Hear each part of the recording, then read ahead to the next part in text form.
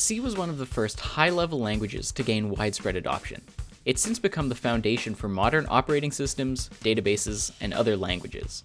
Yet, because of its age, it has a lot of surprising behaviors, many of which have been propagated to other programming languages. One of these is sometimes given as an example of why JavaScript is so weird, even though the main source of confusion actually has its origins in C. Today I've compiled a list of my favorite facts about C. We'll start with the things you really ought to know, and then we'll get further down into the more obscure. For those unfamiliar, let's quickly review one of C's most essential concepts, pointers. At their core, pointers are just variables that point to the location of another variable in memory. The syntax can be a little confusing at first. If you write int star p, you're declaring an integer pointer called p. Ampersand a gives you the memory address of variable a. Then star p gives you the value that p points to. One of the first times pointers really clicked for me was when I learned that arrays are basically, but not exactly, pointers. An array is essentially just a pointer to the first element in that array. This is where pointer arithmetic comes in. If you add 1 to your pointer, C gives you the address of the second element in that array, accounting for the size of each element automatically. In this way, dereferencing array plus 1 is equivalent to indexing your array at index 1, and the same is true in general. Dereferencing array plus index is equivalent to getting the value of your array at that index. Now, here's where it gets interesting. If array at index is equivalent to dereferencing array plus index, and addition is commutative, then this must be equivalent to swapping index and the array. And indeed it is. You can actually write index array of 2 in C, and it will compile and work exactly the same as getting index 2 of array. It's a fun party trick. So, arrays act like pointers, but that doesn't mean that arrays are pointers. What we're observing here is called array decay, the automatic conversion of arrays to pointers in certain contexts. Switching gears, what actually happens when you call a function? Well, your program maintains something called the stack. When you call a function, a new stack frame gets pushed onto the stack. This frame contains all the local variables for that function, as well as information about where to return to when the function finishes. When the function returns, the stack frame gets popped off and all those local variables are gone. This leads to a common mistake, returning a pointer to a stack variable. Let's say you have a function that creates an integer, stores it in a local variable, and then returns a pointer to that variable. Once the function returns, that memory is no longer valid. Your pointer could now be pointing to garbage, and using it counts as undefined behavior. The alternative to the stack is the heap. If you need memory that outlives a function call, or if you need a lot of memory, you'll probably be using the heap. The heap is a region of memory that you can allocate and free manually. To allocate memory on the heap, you just use malloc, which stands for memory allocate, and you tell it how many bytes you need, and it gives you a pointer to that memory. When you're done with it, you can call free to give it back. If you forget to free memory that you've allocated, you have what's called a memory leak. Your program will keep using more and more memory until it eventually slows down or crashes.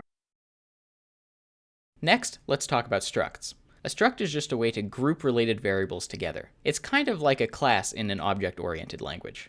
Now here's a question. How much memory does this struct take up? You might think that a car is 1 byte and an int is 4 bytes, so that's 1 plus 4 plus 1 is 6 bytes total, right? Well, not quite. On most systems, this struct will actually take up 12 bytes. Why? Because of something called struct alignment. Modern processors are optimized to read memory in chunks, usually 4 or 8 bytes at a time. To make this efficient, the compiler adds padding to align fields to addresses that are multiples of their size.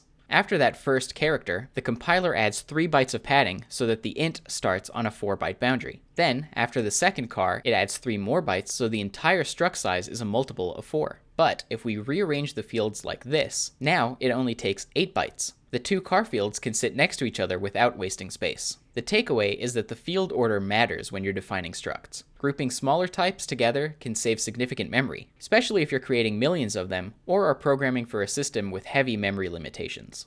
Next, let's talk about the compiler a bit. In particular, its gnarly optimizations. A really cool example is something called scalar evolution. Let's say you write a simple loop to calculate the sum of integers from 1 to n. This code has O of n time complexity. If you double n, it should take twice as long to run. But if you compile this with even basic optimizations, the compiler knows that it can replace the entire loop with the formula for triangular numbers. Your code is now O of 1. And apparently it's not doing this by pattern matching. It actually is figuring it out from first principles. Now, this is a pretty extreme example of a compiler optimization, but in general, the rule of thumb is that you should focus on writing good algorithms in readable ways. Minor changes in the name of optimization that obfuscate your code are often not necessary and can even hurt performance if you're not careful. Now we're getting a bit deeper in the iceberg, towards things that might surprise you even if you have a bit of experience in C. By the way, if you're enjoying the video, please let me know by liking it or subscribing. It really helps me out. C lets you operate on the individual bits of data with bitwise operations. What happens if you do this with a negative number? To answer that, we first need to talk about how negative numbers are stored.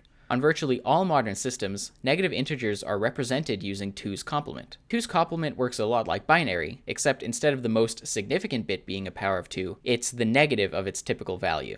Before 2023, the C standard never required 2's complement representation for signed integers, so bitwise operations on signed integers were implementation specific. As of C23, 2's complement is now required, and these operations are finally well defined. Something you should definitely know, the C standard library contains unsafe functions. Take strcpy for example. It copies a string from one location to another, but it doesn't check if the destination buffer is large enough. If the source string is longer than the destination buffer, you have a buffer overflow, which can be a big problem. Another one is a2i, which converts a string to an integer. The problem is it has no way to report errors. It will try to parse the string you give it and will fail silently.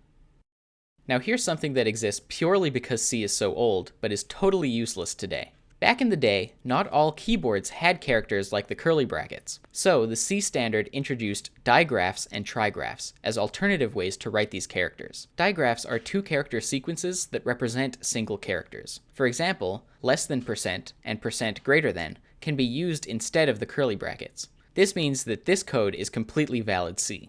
We can make it even uglier with trigraphs, which use 3-character sequences starting with 2 question marks. These days, trigraphs will give you a compiler warning by default and need to be enabled with a compiler flag.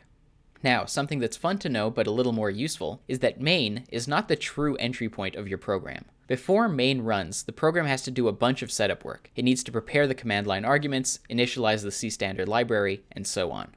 This all happens in a function called _start. You can customize your start function, giving you complete control over the program's initialization. Sometimes this is necessary if you want to be free from libc. For example, if you're writing a very minimal program or working in an embedded environment, you might want to skip all of the standard library setup and do it yourself.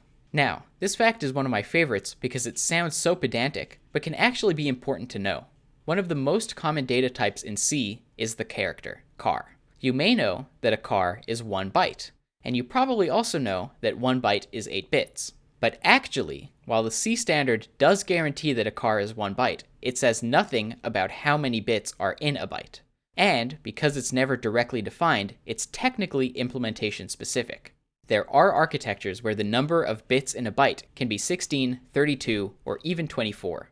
You usually see this in digital signal processors or embedded systems, where the hardware is designed to work with specific word sizes. Okay, and finally we've reached the fact that inspired this video. You've probably seen those posts on the internet making fun of JavaScript's dynamic typing. One I've seen showed 010 double equals, in quotations, 8 as being true, commenting on how weird JavaScript is. But aside from the dynamic typing, this is also true in C. So what's going on? Often, you want to give numbers in specific base representations. You can do this using what's called a literal prefix. The most common is 0x for hexadecimal. For example, 0xFF is 255. Well, we can also write numbers in octal, which is base 8, but for whatever reason, it was decided that the literal prefix for octal should just be a 0. So, when you have 010, it's interpreting that as 10 in base 8, which is equal to 8. The same literal prefix of just the 0 has been carried over into JavaScript. Alrighty, well that's it for this deep dive into the C iceberg. Hopefully you were able to learn something new. And of course, there is much more that I could have covered, so if you have any fun facts about C, please leave them in the comments. If you made it this far into the video, you might be interested in this other video where I talk about EasyArgs, which is a minimal argument parsing library in C. YouTube's recommendation algorithm thinks that you'll like this other video on the screen, so make of that what you will. And if you want to see more content like this in the future, feel free to subscribe. Thanks for watching.